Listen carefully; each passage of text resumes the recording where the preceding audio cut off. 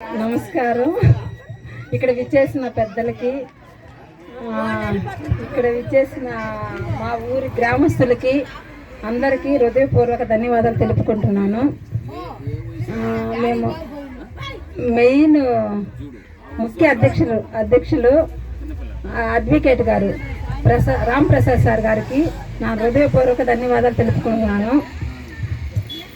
ఆయన ఎంత బిజీ షెడ్యూల్లో ఉన్నా కూడా కోర్టు వాయిదాలు ఉన్నాయి, ఆయన నిజంగా రాలేరనుకున్నాం మేము. అంత బిజీ షెడ్యూల్లో కూడా ఆయన మాకు టైం కేటాయించి ఇక్కడికి వచ్చినందుకు నిజంగా చాలా సంతోషంగా ఉంది సార్. Thank you sir. అలాగే టుడే న్యూస్ మునిరాజ్ అన్న గారికి మా హృదయపూర్వక ధన్యవాదాలు తెలుపుకుంటున్నాను. అన్న వచ్చి చాలా రోజులుగా రావాలన్నారు కానీ రాలేకపోతున్నారు.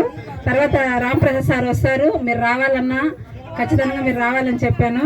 ఆ రోజైతే గ్యారెంటీగా వస్తానమ్మా, ఎన్ని పనులు ఉన్నా అని చెప్పారు.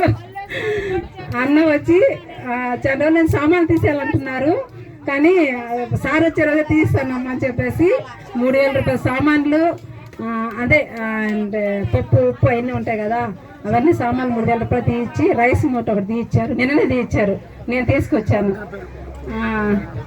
తర్వాత వచ్చి ఈరోజు కార్యక్రమం వచ్చి బట్టల పంపిణీ.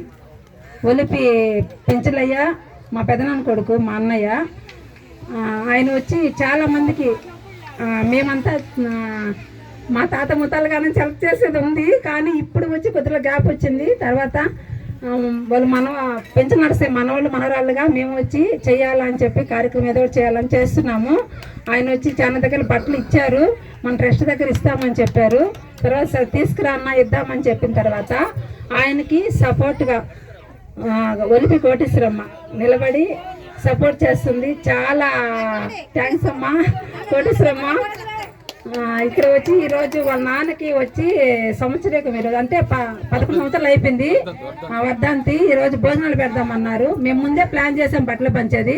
సరే ఈ రోజే అన్నదానం కూడా చేద్దామమ్మా అని చెప్పేసి రేపు కార్యక్రమం ఈరోజే చేద్దామని చెప్పి చేస్తున్నాము. మాకెప్పుడు ఒలిపి పెంచలయ్యా మా అన్నగారు మా సంవత్సరం 10 మూటలు రైస్ తీసుకొచ్చి ఇస్తారు అన్నదానానికి. నాకు చాలా సపోర్ట్గా ఉంటారు. అదేవిధంగా ఈ ఊరు గ్రామస్తులైన రాజారెడ్డి గారికి నా హృదయపూర్వక ధన్యవాదాలు. ఆయన మెయిన్ ఫస్ట్ ఇక్కడ రాజకీయ నాయకులు అనేవాళ్ళు మాకు ఎవరూ సపోర్ట్ చేయలేదు. నేను రాజకీయంగా చెప్పట్లేదు, ఎందుకంటే నేను రాజకీయాల్లో తిరిగి రాజకీయం ఎవరు సపోర్ట్ చేయలేదు. నా రాజకీయం అంటే నచ్చదు. ఆయన ఈ ఊరు గ్రామస్తుడుగా మాకు మంచి కోరుకునే వ్యక్తిగానే మేము పిలిచాము. అందుకే ఆయన వచ్చి మెయిన్ రాజకీయంగా ఇక్కడ టీడీపీలో ఆయనకున్నంత పేరు ఎవరికి లేదు, అంత సపోర్ట్ చేస్తున్నారు. ఇక్కడ ఎవరు ఇంట్లో ఎవరికి ఇబ్బంది అయినా ముందు వచ్చి మేము సాయం చేస్తామని చెప్పి చేస్తారు. ఎవరు చనిపోయినా వాళ్ళకి పోయి 5000 రూపాయలు అమౌంట్ ఇస్తారు. తర్వాత రోడ్లు బాగాలేదన్నా వేస్తారు. ఎవరికి ఏం అవసరం నేనున్నానని చెప్పి ఆయన ఆహ్వానించుకున్నా, ఆయన పిల్లలకున్న ఆయనే పోయి హెల్ప్ చేస్తారు. ఆ మంచితనం నాకు నచ్చింది. అందువల్ల ఆయన మాకు చాలా సపోర్ట్ చేశారు.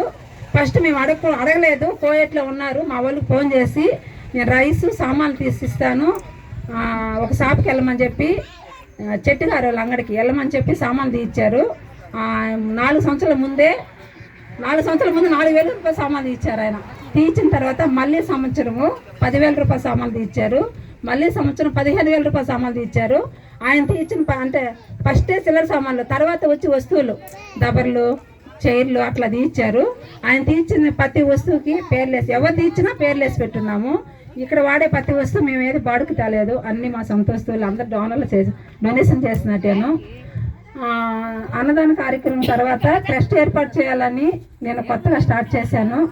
మీ అందరి సపోర్ట్ ఉంటే నేను ఇంకా ముందుకు వెళ్తానని కోరుకుంటున్నాను. అదేవిధంగా రాపూర్ మండలం బండారు బండి గోపాల్ ఆయన బావవుతారు నాకు, మా వాళ్ళను. ఆయన వచ్చి చాలా సపోర్ట్ చేస్తున్నారు. నెలకు ఒక రైస్ నోటీస్ బియ్యం ఇస్తానమ్మా ట్రస్ట్కి అని చెప్పారు. అన్నదానాన్ని కూడా హెల్ప్ చేస్తూ ఉన్నారు. అదేవిధంగా తిరుపతి జనార్దన్ రెడ్డి గారు, ఆయనే మా బావగారు మా బావగారు.